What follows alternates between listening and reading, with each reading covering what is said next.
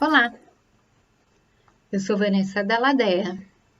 Eu sou uma mulher branca, tenho cabelos curtos, encaracolados, olhos castanhos, uso um óculos com a sua volta azul escura, estou usando um batom vermelho, uso um vestido azul marinho com alguns detalhes em branco. Atrás de mim tem uma parede bege, onde se encontram algumas folhas coladas, alguns cartazes de questões que eu vou discutir com vocês e vou trazendo aos poucos para vocês. Faço essa descrição para que, se caso a gente estiver aí entre vocês, entre as pessoas que estão assistindo esse vídeo, alguma pessoa com baixa visão ou cega. Isso faz parte do respeito à diversidade. Eu sou formada em Educação Física pela Unicamp, tenho mestrado e doutorado em Educação Física Adaptada também pela Unicamp, tenho pós-doutorado pela Universidade Federal do Rio de Janeiro, onde estudei formação docente para inclusão, e tenho pós-doutorado na Universidade Federal de Goiás, onde estudo esporte paralímpico.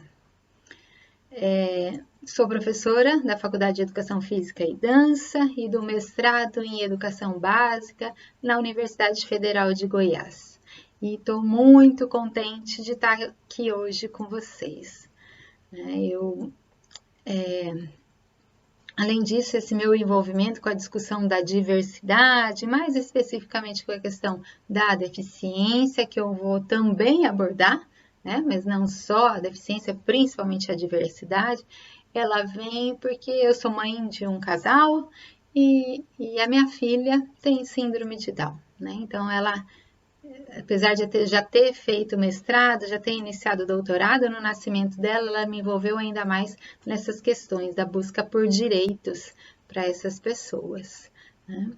Eu gostaria inicialmente de agradecer a oportunidade de estar aqui falando com vocês, agradecer ao professor Sérgio Roberto Silveira pelo convite de estar nesse seminário de Direitos Humanos em Educação Física e Esporte, desafios e perspectivas, muitos desafios, mas também muitas perspectivas, A gente não desiste. E fico muito feliz de estar aqui, nesse evento dessa instituição conceituada que é a USP, que é a Escola de Educação Física e Esporte da USP. Então, é um prazer grande estar aqui falando com vocês. Essa mesa, é uma mesa de encerramento, então minha honra é gigantesca, e onde a gente escolheu como tema falar de direitos humanos para a diversidade em educação física e esporte. Tem uma especificidade, que a gente vai falar. E estou gravando esse vídeo aqui para vocês em dezembro de 2020 e o evento acontecerá um pouco mais para frente, Então, eu não assisti ainda as palestras que vocês já assistiram e a apresentação de trabalho que vocês já viram. Mas na programação já dá para a gente ter uma noção do muito conhecimento que a gente vai ter nesse evento. Então, a gente vai ter discussões sobre dimensões simbólicas e de poder nas relações de gênero, sobre direitos humanos, preparação profissional em educação física e esporte, sobre direitos humanos na pesquisa em educação física e esporte, e a gente vai ter a apresentação dos trabalhos, que são movimentos riquíssimos de troca de conhecimento. Então, com certeza, vocês já ouviram falar muito de direitos humanos, E para direcionar minha fala, então, pensando que eu estou, no final do evento, eu tomei algumas algumas direções, né? Com muita responsabilidade, com muito carinho do que eu preparei para vocês. Eu vou fazer uma introdução muito rápida sobre as questões que eu acho importante chamar a atenção dos direitos humanos, as questões históricas e conceituais, para a apresentação que eu vim trazer para vocês, mas eu quero pautar minha fala em possibilidades, né, intervenções, o que a educação física pode fazer. E a educação física pode fazer muitas coisas, pode andar por vários caminhos relacionados aos direitos humanos. Mas eu vim trazer para vocês duas experiências que eu tive lindíssimas, né? Uma foi uma intervenção de educação física de educação para direitos humanos, educação para direitos humanos, por meio da educação física e mais especificamente por meio da dança, né, que é uma fotografia que está aqui na minha parede, uma das muitas, né, que a gente discute, é um espetáculo chamado Endless, e que discute questões sobre o Holocausto, e eu vou contar para vocês como foi esse processo todo, que foi lindíssimo. E uma segunda vivência que eu venho trazer para vocês, para a gente pensar, e aí vocês vão pensar em outras possibilidades, é uma possibilidade de pesquisa. Então, é uma pesquisa que a gente está finalizando agora em dezembro, que durou 2 anos, né, e que teve como objetivo analisar a visibilidade do esporte do atleta paralímpico. E aí a gente teve vários resultados. Entre os resultados, a gente teve um e-book que compôs, que também, além da parte escrita, né, da parte mais teórica, ele tem 22 relatos de atletas paralímpicos das 22 diferentes modalidades que a gente terá em Tóquio em 2021, se a pandemia deixar, né? E entre esses relatos tem o relato da Bruna Marstanovic, que me deixou uma história que me deixou encantada e que mostra a força do esporte paralímpico para direitos humanos, tá bom? Então eu espero que vocês gostem. Estou trabalhando numa situação de pandemia, então estou em casa. Se houver algum barulho ou algum imprevisto, vocês me perdoem, tá bom? Então vamos juntos aí nessa discussão. Bom, então para iniciar nossa discussão, para a gente colocar algumas informações para a nossa discussão, que depois eu vou estar aí na sala discutindo com vocês, eu trouxe alguns elementos históricos, né? Se a gente for pensar em história dos direitos humanos, a gente vai falar de quando surgiu o homem, né? Que desde o seu surgimento ele já vem buscando o seu espaço, buscando os seus direitos. Mas a gente pode colocar uma data que a maior parte dos autores coloca, né? Que eu trouxe aqui para vocês, do iluminismo do século XVIII, né? Onde a gente tem, com a passagem do absolutismo, que era onde, né, o rei controlava tudo. O rei é que dizia, né, quem vivia, quem morria, o que as pessoas iam ter, então ele confiscava propriedades, né? E aí, no iluminismo, a burguesia, então olha que interessante, né? Quem começa a propor os direitos humanos não são as pessoas de minorias, as pessoas que tinham menos direitos ainda, né? A burguesia. E a burguesia propõe os direitos naturais, que são os direitos à liberdade, a liberdade de expressão, a liberdade de ter propriedades, né? Então, eles buscam uma igualdade diante da lei, né? Buscando assim os seus direitos.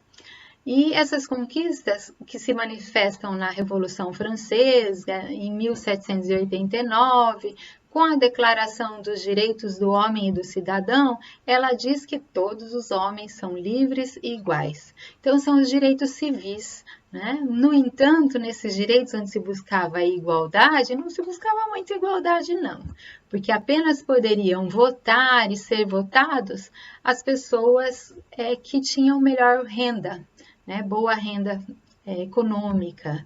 Então, é o que é chamado voto censitário, né? Buscava-se uma democracia, mas uma democracia para as chamadas classes superiores. Já no século XIX, a gente começa a ver um novo movimento, né? onde esses burgueses, esses mesmos que lutavam pelos direitos civis, passam a ser os patrões, os proprietários das grandes fábricas, né? É a época da Revolução Industrial, onde um conjunto de trabalhadores que tinha na legislação, né, que seriam iguais perante a lei, não seriam escravos, né, começam a notar que quem fazia essas leis e quem lutava pelos seus direitos não eram eles, eram a burguesia, eram as pessoas, os industriários, né? Então eles começam a buscar novos direitos, e esses novos direitos são chamados de direitos políticos, de onde essas pessoas buscam o direito de votar e de ser votado, né? E foi um movimento importante, né? Aí a gente chega no século XX, onde você já tem uma discussão de direitos, pois a gente já tinha, né, os direitos civis e os direitos políticos, mas havia muita diferença social, né? Tinham pessoas com muita riqueza e pessoas muito pobres, né? Pessoas viviam muita pobreza, muita necessidade. E aí se inicia uma luta por direitos básicos, pelos direitos essenciais, ou ainda, né, os chamados direitos sociais. E esses direitos passam a estar presentes principalmente na Declaração dos Direitos Humanos, em 1948. Né? E essa declaração de 1948, né, que busca incluir os direitos sociais, direitos à educação, saúde, cultura, ela vem num momento, né, que é um momento crítico, que é um momento que levou a isso, né? E aí, em 1945, a gente tem a formação da ONU, da Organização Nacional das Nações Unidas, Organização das Nações Unidas, e a gente também tem finalizando a Segunda Guerra Mundial, né? E dentro desse movimento aí da Segunda Guerra Mundial, dos horrores acontecidos nessa época, a gente tem o Holocausto, que aconteceu de 1941 a 1945, que é uma questão que eu quero chamar para a nossa discussão do trabalho que eu trouxe para vocês, para apresentar como uma possibilidade de educação para direitos humanos, tá? Então, a gente soma, né, os direitos civis, os direitos políticos aos direitos sociais, né? A gente tem, né, a partir da década de 70, um novo movimento, que é um movimento onde esse estado de bem-estar social, responsável por garantir essas condições mínimas, começa a sofrer uma pressão de grupos, de alguns grupos, né, que diziam que o Estado ele não podia dar essas condições mínimas de saúde, educação e cultura. E ele justificava, né, essa questão do Estado não poder dar essa condição, dizendo que ele estaria interferindo nas liberdades do indivíduo, né? Essa liberdade direcionada principalmente à liberdade econômica, né? Então, é o movimento do Estado mínimo, que eles diziam que o Estado bom é o Estado mínimo, aquele que cuida da segurança e da manutenção das leis. Né? Então, você tem aí uma pressão grande que vem nesse movimento que a gente tem hoje. Esse discurso neoliberal ele vai crescer a partir da década de 70, sobretudo com a crise no mundo capitalista e a crise no petróleo. Assim, a gente chega no século XXI com um liberalismo conservador, que defende que o Estado mínimo não atua tão profundamente, trazendo saúde, educação e cultura, né? E ele deixa mais na iniciativa privada. Aí, né, nesse meio desses direitos e desses movimentos que eu trouxe para vocês, a gente tem muitos movimentos. Eu destaquei alguns apenas, né, para chegar nos dias de hoje. Hoje a gente tem uma vivência e uma situação bastante complexa, né? Principalmente a situação que a gente vive hoje no Brasil, de um neoliberalismo. Então, o Estado mínimo ele continua existindo e ele dificulta a promoção de direitos de grupos que ainda vivem em situação precária. É um Estado que é anti-ciência, né? A gente vem anti-educação, a gente vem vivendo aí os cortes, e os ataques, né, que estamos vivendo, é um desmonte das políticas sociais significativos que se agravam a partir de 2016, por exemplo, com a PEC, né, que houve os cortes significativos para a educação, né? E onde a gente está vendo políticas contrárias aos direitos dos chamados grupos minoritários, né? Que não tem minoria, que não são minorias, né? Mas que não têm condições mínimas, que ainda falta muito dos seus direitos serem garantidos. Um desses movimentos que eu posso apontar, que diz respeito ao grupo que eu trabalho, que são as pessoas com deficiência, é o recente decreto 10.502, né? Esse aqui, ó, trouxe para vocês. É uma charge de um artista maravilhoso, indico que vocês procurem aí para conhecer mais, que é o Ricardo Ferraz, que ele discute as questões da deficiência, né? E aí nessa charge aqui ele está falando na escola inclusiva todos são iguais na diferença, né? E aí você tem a exclusão, a segregação das pessoas com deficiência que pode acontecer a partir desse decreto 10.502 de 2020, que foi suspenso agora essa semana, mas que ainda pode voltar a valer e que leva à segregação das pessoas com deficiência. Então, esse é um movimento que a gente vive atualmente e esse evento que a gente está tendo aí na USP, a gente deve ter em todos os lugares para continuar discutindo políticas públicas, direitos humanos. Bom, continuando, a gente estava falando na situação atual do mundo e do Brasil em especial, e nessa situação você ouve comentários horrorosos, né? Como, por exemplo, bandido bom é bandido morto. Direitos humanos para humanos direitos. Direitos humanos ou direitos dos humanos.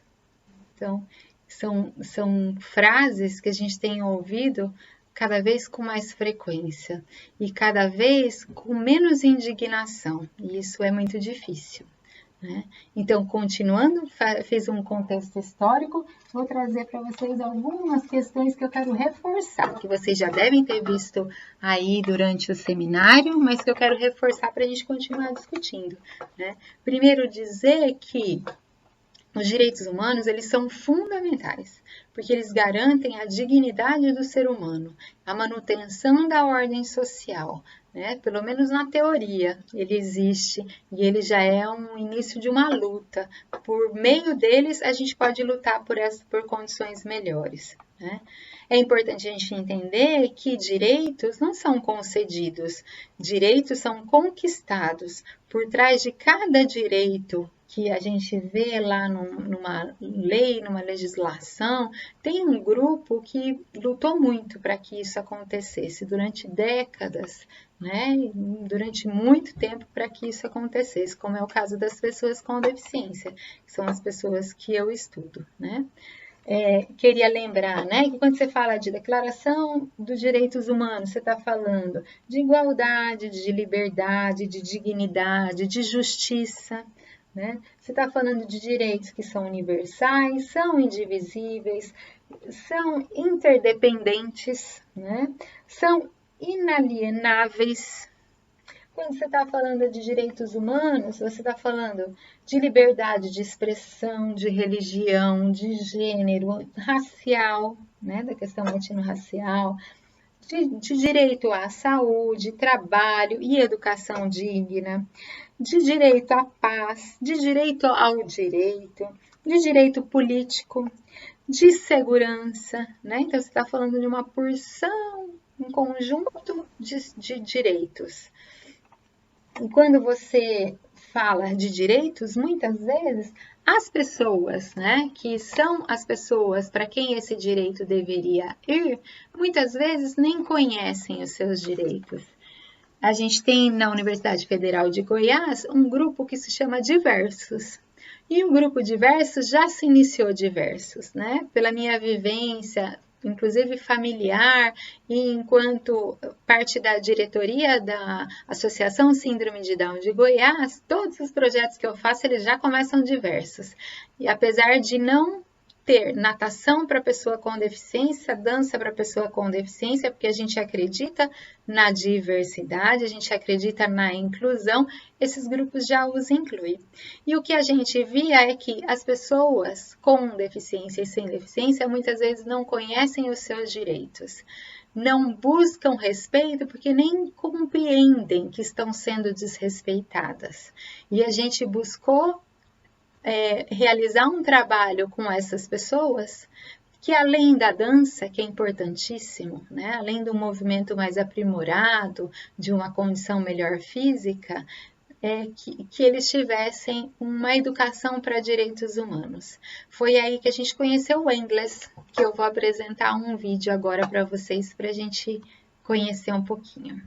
Was immer wichtig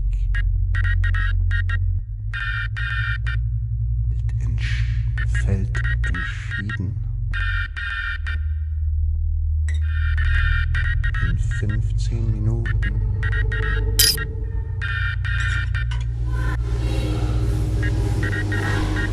Trifft auf und verändert die ganze Umgebung.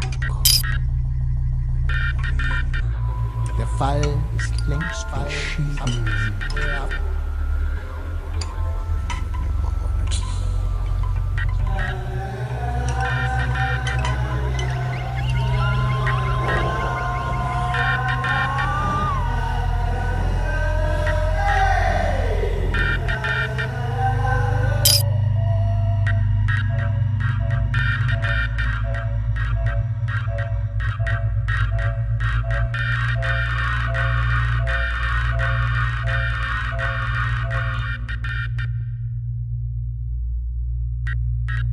In 15 Minuten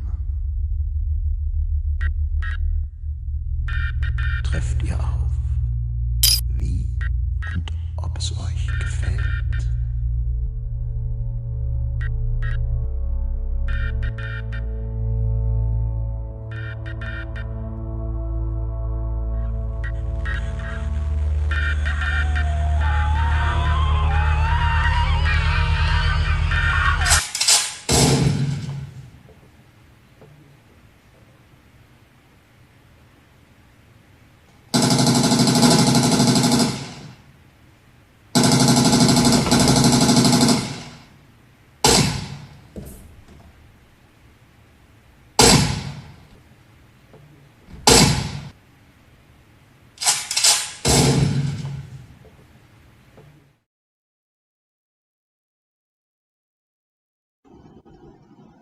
Então, vocês viram, né, o vídeo que veio do Dançando com a Diferença de Portugal, que é a proposta que nós trouxemos para o Brasil no grupo Diversos da Universidade Federal de Goiás, né?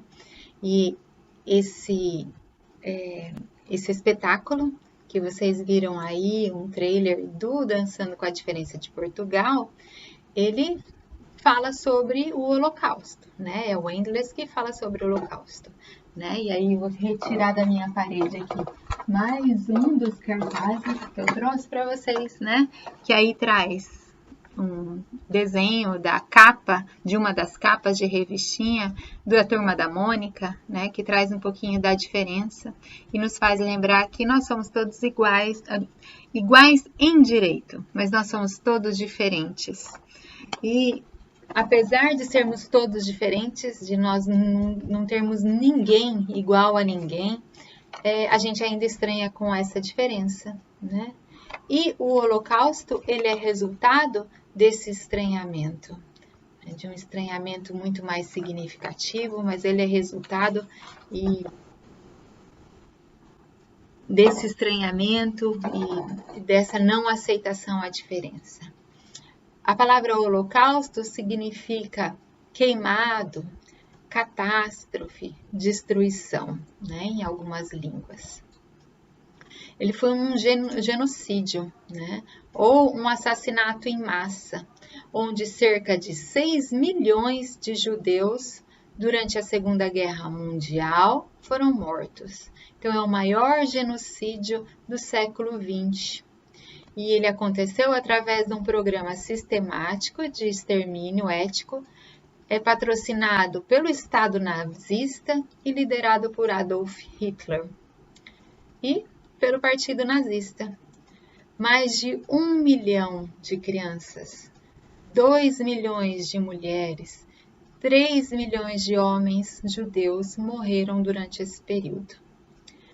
Nesse genocídio nazista, não foram apenas os judeus que morreram.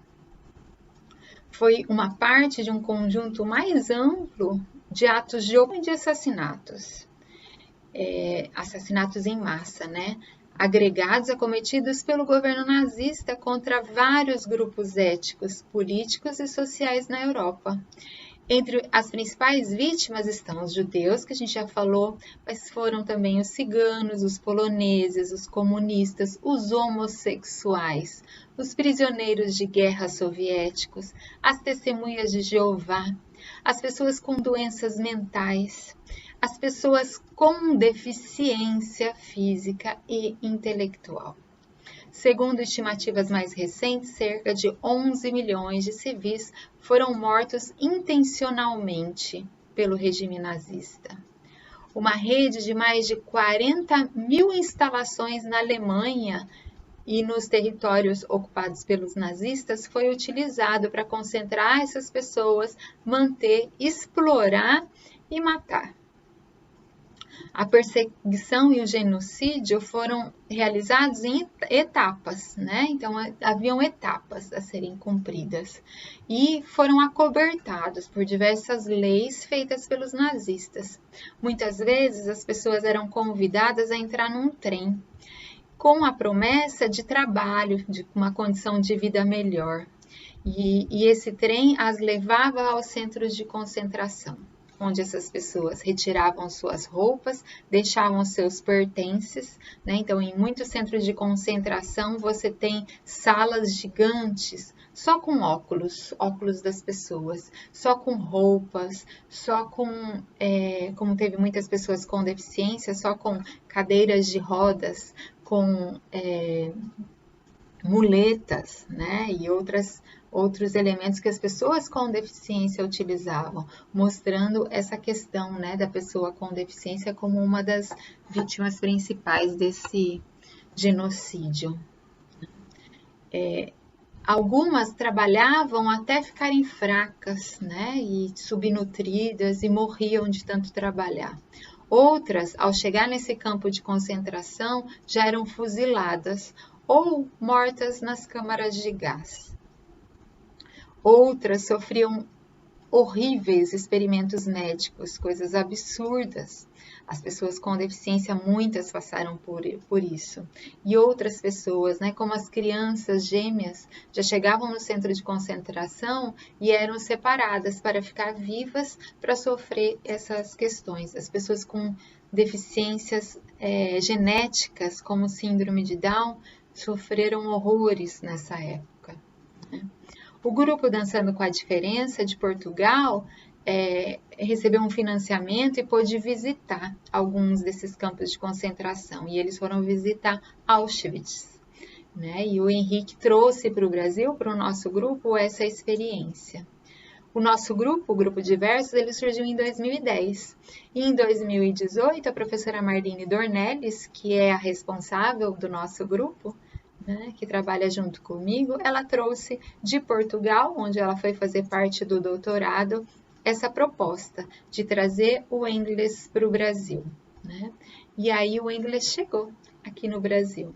E aí eu vou trazer para vocês um vídeo mostrando um pouquinho, né, do Henrique Amoedo, que é o diretor do Endless, é o criador do Endless em Portugal e que veio para o Brasil, né, também para trazer essa proposta para o nosso grupo.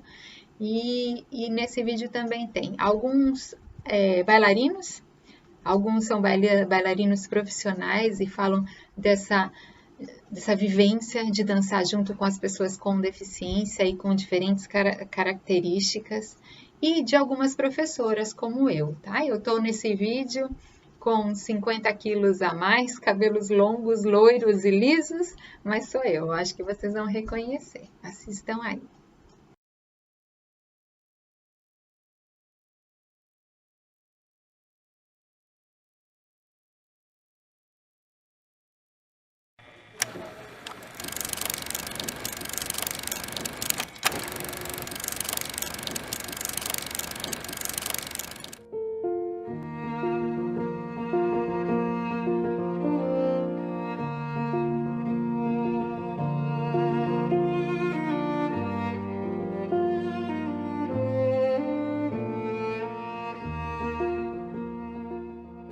O Endless, especificamente, esse espetáculo, nasce de um projeto europeu, um projeto de aprendizagem ao longo da vida, que a gente desenvolveu entre 2011 e 2012, com parceiros da Alemanha, Lituânia, Estônia, Polônia e Portugal. E depois, no contato com os parceiros, o principal parceiro era de Berlim, na Alemanha, com os contatos nas viagens e nos contatos com os parceiros, a questão da Segunda Guerra Mundial, além de geograficamente ser muito forte, se a gente estava em Berlim e isso está em cada esquina, isso também era assunto por causa dos parceiros. E a gente decidiu que era uma forma da gente discutir isso entre esses países e trazer uma nova visão. Usar essa história, mas essa história do Holocausto, como uma forma de conscientizar as pessoas e conscientizar para a realidade atual. É como se a gente trouxesse essa história, mas olhasse para isso como se fosse algo sem fim e olhasse de uma forma como se a gente não quisesse que isso se repetisse. O Dançando com a Diferença, ele começa desde o meu período de formação. Eu acompanho o trabalho do Henrique Amoedo desde a década de 90, até mesmo antes de ir para Portugal. E na minha trajetória eu sempre trabalhei com a dança inclusiva, ou seja, a dança com pessoas com e sem deficiência. E no ano de 2016 eu tive a oportunidade, via o edital, para ir fazer o intercâmbio em Portugal, na Ilha da Madeira, e foi onde eu me aproximei mais do trabalho do Dançando com a Diferença e tive essa iniciativa junto com uma equipe aqui de Goiânia para trazer o grupo aqui para a cidade. Pensar a questão do Holocausto por esse lugar do corpo, que é um lugar assim, sensível e que é o caminho para as emoções, me dá uma outra percepção do que é o Holocausto. Assim, depois dessa experiência com o próprio Henrique, de pensar essa preparação para o espetáculo, eu comecei a pesquisar documentários, ele também fez indicação de filmes, para a gente ir percebendo essas sensibilidades do que foi e colocando isso também como memória corporal. Isso muda totalmente essa percepção em relação ao Holocausto. Tem uma coisa que me move muito, né? Estar aqui neste lugar, trabalhando com esse público, eu vou dizer assim, a simplicidade, mas que não é uma simplicidade no sentido de diminuir. É algo tão natural que você se torna você mesmo dentro de um lugar. Não é aquele lugar onde você tem que se transformar para estar ali, né? Então a gente tem essa oportunidade de juntar tantos corpos, gostos, movimentos diferentes em um palco. E com uma temática muito profunda, muito séria, que a gente vai tentar representar, trazer isso no corpo, né, na vontade, nessa diversidade toda que né, de pessoas também desse país, de outro, mas também pessoas de várias instituições. Então, assim, eu acho que é realmente essa arte, com essa proposta inclusiva que a gente diz, que a gente ainda precisa lutar por essa inclusão, realmente acontecendo. O que eu considero, assim, demais, assim, que me move, que mexe mesmo comigo, é esse contato de afeto, de trocas de olhares que estão falando a mesma coisa, né? Se eu olho para você, eu tô vendo você, eu tô vendo eu não tô olhando pro jeito que você é, eu não tô olhando pro seu corpo, eu não tô olhando pro quem é ali, ó, é o seu nome, você é essa pessoa. Então, essa afinidade de a gente ter filhos, mães e também tudo mesclando ali desde estudantes e profissionais, tem uma atmosfera muito diferente nesse grupo. E isso é o que me move, é o que me transforma, né? A gente poder ser a gente mesmo. Encosta, ó, Fred. Segura, Fred. Eu vou falando e tá? Aqui,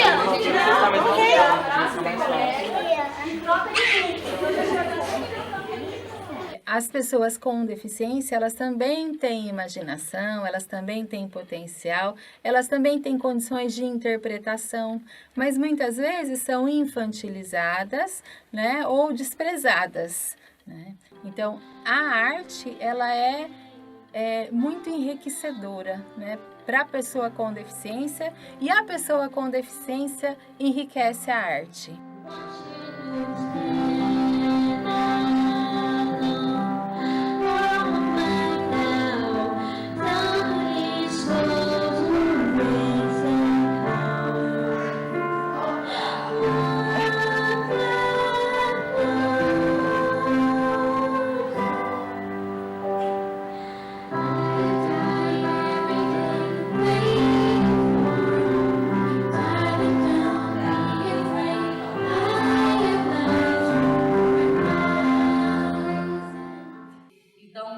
Para mim está sendo, né, já muito prazeroso essas trocas, essa experiência, e eu tenho uma expectativa muito boa, muito alta, que vai ser uma experiência assim, muito gratificante para Goiânia, né?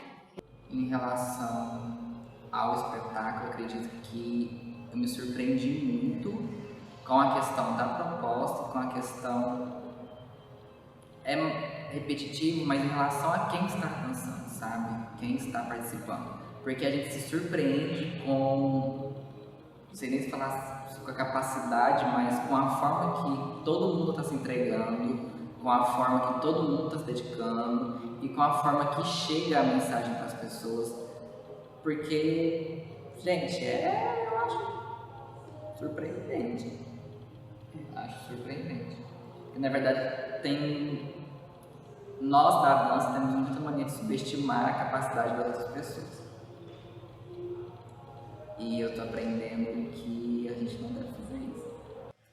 A diferença é ser humano, né? O que constitui o ser humano, o que nos iguala, é podermos ser a diferença, né? Então, dançar com a diferença é pensar que cada um pode dançar com a sua particularidade, com a sua singularidade, contribuir com isso. E não com as funções hegemônicas de corpo ou de estética de dança. Então, dançar a diferença é dançar o que nos une. É celebrar a partir da singularidade de cada corpo e pensar numa estética que caiba toda essa diversidade. Quando você fala de deficiência, normalmente, ou das populações que, de alguma forma, estão marginalizadas na sociedade, você só ouve os nãos, você só ouve o que elas não conseguem fazer. Isso não me interessa mais saber, isso eu já sei, isso as pessoas já sabem. Então a gente tenta ter um outro olhar e perceber o que elas conseguem para trazer, de alguma forma, esse melhor de cada um para a cena. Então a expectativa está gigante, né? Porque são várias pessoas que nunca pisaram num palco, estão ali numa representação que tem um significado muito importante. A gente tem que lembrar sempre o Holocausto. O Holocausto acontece a todo momento.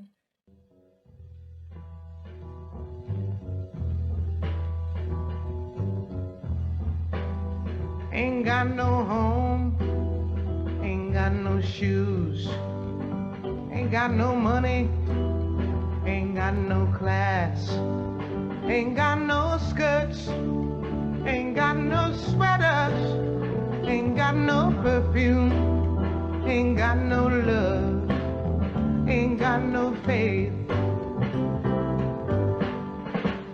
I ain't got no culture, ain't got no mother, ain't got no father, ain't got no brother. O grupo Diversos, né, que é esse nosso do Brasil, que recebe esse trabalho, né, de Portugal, ele é um grupo, como eu disse para vocês, desde a sua formação, é um grupo diverso. É um grupo em que a diversidade está presente. Então, a gente tem pessoas dançando com a gente, pessoas surdas, pessoas cegas, pessoas com baixa visão, pessoas com deficiência física, cadeirantes, não cadeirantes, pessoas com deficiência intelectual, pessoas com transtorno do espectro autista, pessoas sem deficiência, sem uma especificidade, pessoas de diferentes gêneros, de diferentes idades. A gente tem desde bebês até idosos. Então, inicialmente, algumas pessoas, algumas mães, algumas avós iam levar os seus netos, seus filhos para as aulas e a gente foi convidando, então eles entraram nesse grupo. Então, é um grupo diverso realmente. Para a gente ter um grupo diverso, a gente tem alguns encaminhamentos nas nossas aulas, nos nossos trabalhos, né? Entre eles o desenho universal da aprendizagem, que a gente pode comentar um pouquinho aí com vocês quando a gente estiver na roda de conversa, né? E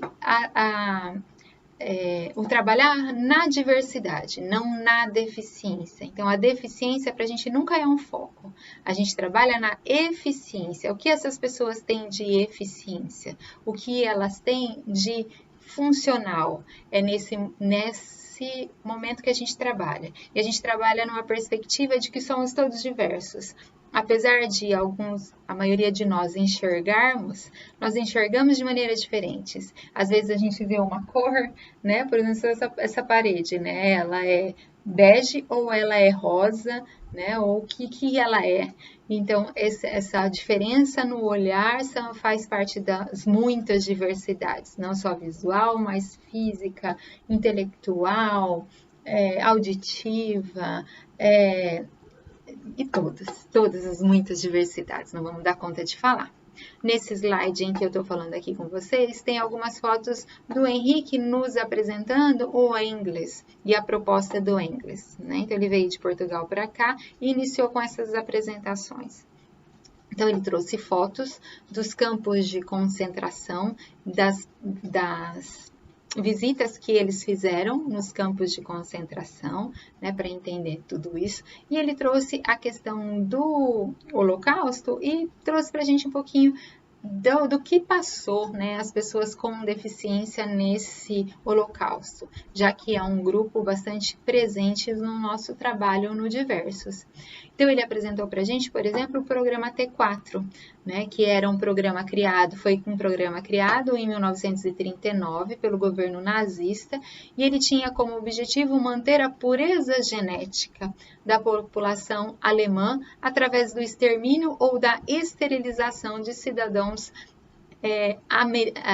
alemães e austríacos, né, que fossem classificados como pessoas com deficiência ou pessoas com transtorno mental.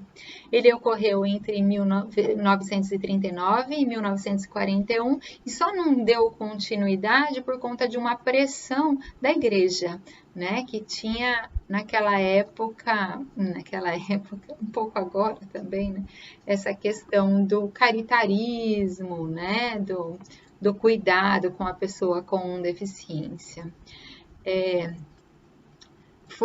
Foi estimado, né, de 80 a 100 mil adultos, 5 mil crianças e 1.000 judeus em instituições médicas foram mortas. Fora das instituições de saúde mental, os valores são estimados em 400 mil pessoas. Outros 300 mil foram esterilizados à força, né? Então, é uma questão que a gente também pode pensar nos dias de hoje. Será que isso acontece com a pessoa com deficiência? Vamos discutir aí com vocês. No geral, estima-se que mais de 200 mil pessoas com transtornos mentais de todos os tipos foram condenadas à morte. Embora o seu assassinato em massa tenha recebido, né, pouca atenção histórica. Junto às pessoas com deficiência física, pessoas com nanismo também foram perseguidas, né, muitas colocadas em exposições em gaiolas e sofreram experimentos médicos feitos pelos nazistas, né. Então, são as questões, né, do Holocausto e a relação com as pessoas com deficiência. Nesse momento surgiram várias discussões, ricas discussões, né? E aí você tinha as pessoas com deficiência lá com a gente, né? Ouvindo, entendendo, né? Tratadas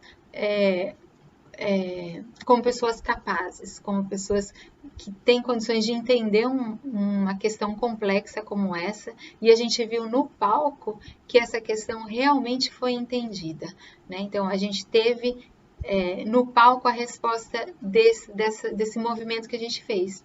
Isso que a gente fez, isso que o Henrique trouxe para a gente, e a gente deu continuidade no Brasil, é educação para direitos humanos. Essas pessoas muitas vezes começaram por meio dessa vivência a discutir o que vivem no seu dia a dia, o que passam de preconceito em cada olhar, em cada momento, em cada ação da sociedade, que muitas vezes, né, como eu indiquei para vocês as charges do Ricardo,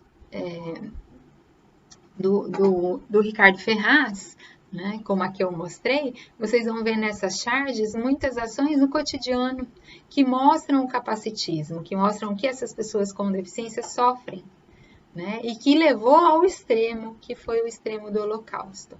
Vou trazer para vocês agora um vídeo curtinho que mostra um pouquinho dos nossos ensaios, da intensidade dos momentos de ensaio para chegar no Endless.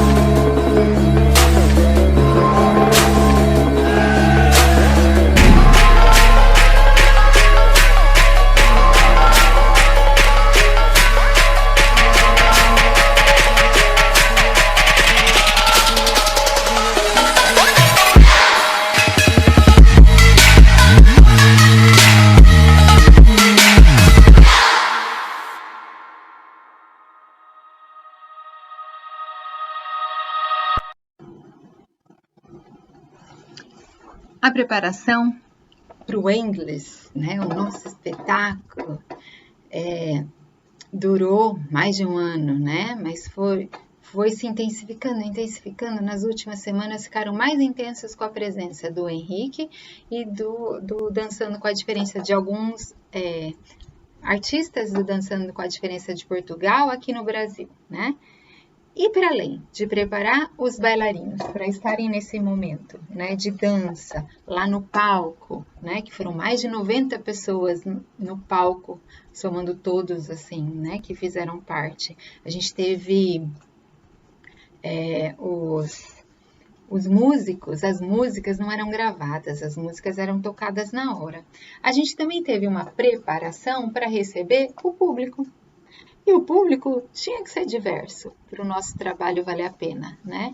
Então, a gente preparou alguns materiais, né? Além da audiodescrição. Então, a gente tinha audiodescritora no momento do espetáculo. As pessoas cegas chegavam, recebiam, se quisessem, recebiam o aparelho de audiodescrição. No espetáculo, a gente colocou Libras em vários momentos. Então, a gente tinha Libras em alguns momentos, né? Junto com os bailarinos. Os bailarinos, enquanto dançavam, faziam Libras. Em alguns momentos, a gente colocava um telão transparente na frente dos bailarinos, onde tinha a projeção de um intérprete de Libras, né? E em alguns momentos, a gente não colocou a Libras, porque a gente queria a interpretação do público surdo e do público ouvinte, né? E uma das outras atividades que a gente fez foi um caderno, né? Esse caderno tem alto relevo, onde você tem a capa, né, o mesmo desenho que estava lá na divulgação do evento. E aqui dentro, não sei se dá para vocês enxergarem, mas pelo barulho, você tem o braille, né? Então, é o programa que normalmente as pessoas recebem para assistir um espetáculo de dança em braille, para que as pessoas cegas pudessem acompanhar e ter acesso a algumas informações que estavam visuais, né, e que podiam passar não só pela questão auditiva da audiodescrição, mas para a questão tátil, né? E a gente também criou, e aí foi uma inovação do nosso evento, algumas questões táteis que mostram a disposição dos artistas no palco, né? Então, aqui, por exemplo, é uma cena inicial, onde você tem um cantor e você tem as pessoas assistindo o espetáculo. Você tem isso descrito aqui em braille e você tem essa disposição dos bailarinos nesse alto relevo, né? Então, a gente pensou esse caderno pensando nas pessoas cegas e nas diversidades de público, né? Não só na diversidade de artistas, mas na diversidade de público. A gente pode conversar durante a nossa roda de conversa outras possibilidades. Acabamos de fazer um evento sobre a acessibilidade nas artes, né? E os muitos desafios que a gente tem, porque as pessoas enxergam de formas diferentes, as pessoas sentem de formas diferentes, e como manter a subjetividade que a gente quer também num momento de dança, né? A gente não tem que dar tudo o que a gente pensa, o que a gente interpreta para a pessoa cega, porque a gente também quer a interpretação dela, né? A gente trabalha e acredita na eficiência dela, então ela tem a sua interpretação. Vou mostrar para vocês agora um pequeno videozinho, né, que apareceu na TV falando do nosso evento no dia que ele aconteceu. Foi o último ensaio antes da estreia na noite desta terça-feira.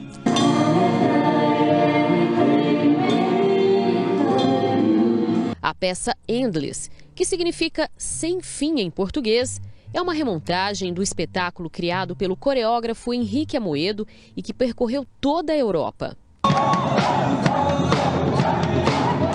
O roteiro é baseado nos horrores da Segunda Guerra Mundial, quando milhões de pessoas foram exterminadas, e a maioria delas por serem diferentes e ter algum tipo de deficiência. A gente tem pessoas com, pessoas sem deficiência, os familiares, ou seja, é um projeto muito aberto, um projeto realmente inclusivo, onde todos podem participar, independentemente da sua condição, da sua experiência prévia, qualquer pessoa pode fazer.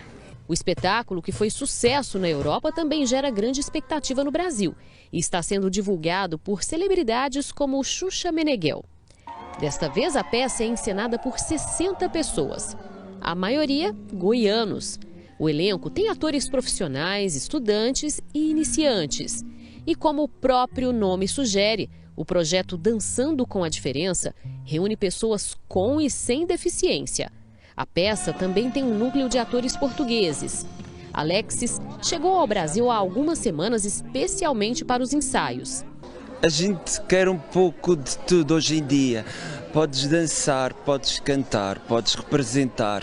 E isto, se as pessoas conseguirem fazer tudo, é gratificante, porque estamos a fazer aquilo que a gente gosta. Rafaela é uma das mais jovens no elenco. Aos 11 anos é apaixonada por teatro e vai interpretar uma prisioneira dos campos de concentração. E eu com várias outras pessoas sofremos lá como prisioneiros. Marline foi quem teve a ideia de trazer a peça para Goiânia. Eu sonhei, que eu queria trazer um dos espetáculos. E aí teve a proposta de trazer o Wenders para Goiânia, Brasil. Kelly é pura ansiedade. Não vê a hora de subir ao palco. Hoje, aqui no Rio França, venha todos a participar, assistir.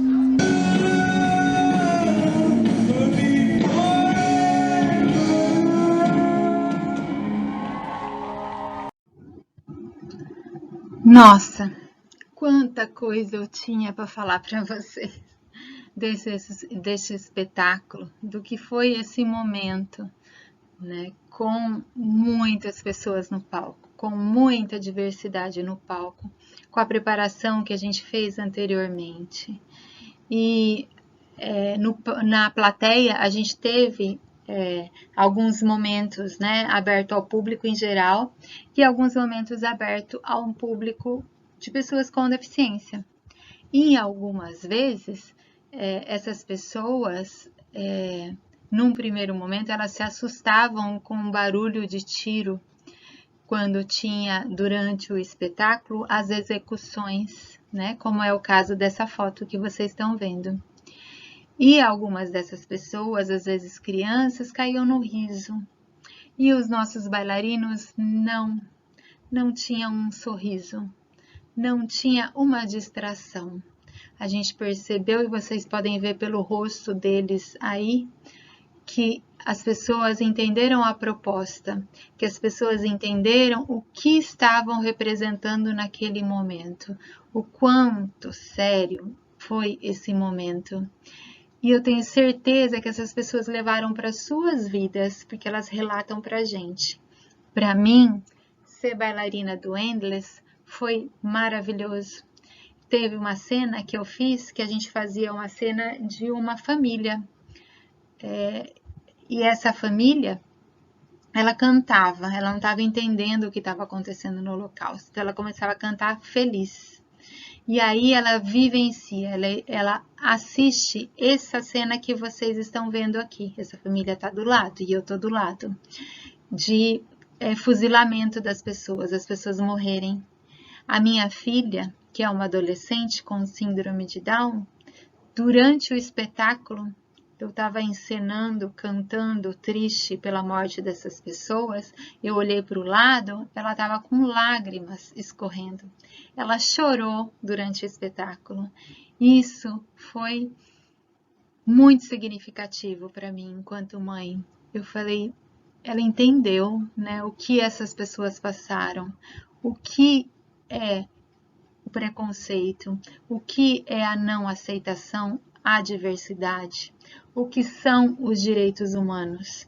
Ela entendeu o quanto a gente tem que lutar por um mundo melhor, mais justo, mais diverso.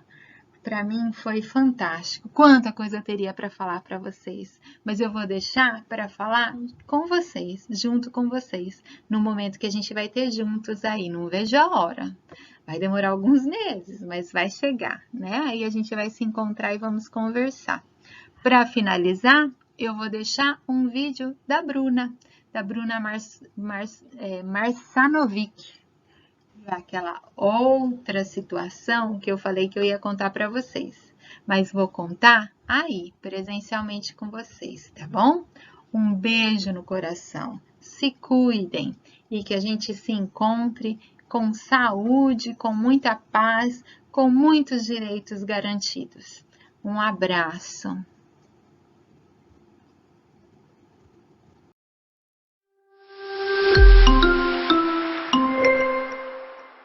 Meu nome é Bruna Marsanovic Solomon Teles, tenho 25 anos e no rugby eu tô há 8 meses.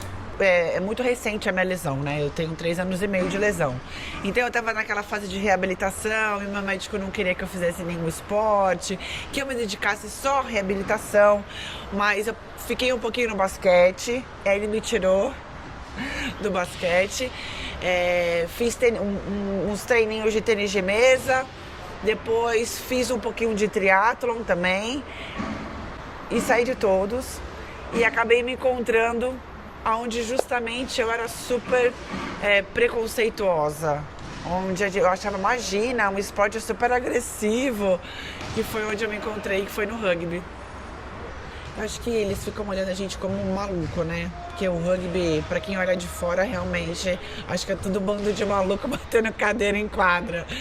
E é muito gostoso isso, porque eles não entendem, mas a gente entende.